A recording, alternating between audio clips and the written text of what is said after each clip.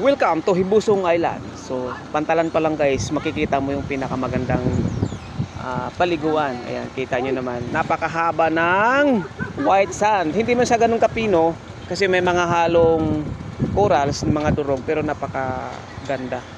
Napakalinis, napakasarap maligo sa area na to.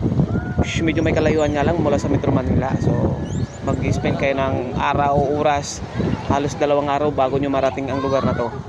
Hibusong Island, sakop siya sa Lorito, Surigao.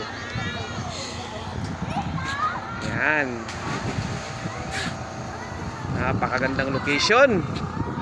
Ano na? Woo! Di mo kailangan mag-filter. Yung di mo na kailangan i-filter yung lugar kasi parang na-filter na oh. Napakaganda oh. Oh. Kabila. Pwede kayo dito mamamahinga. Shh.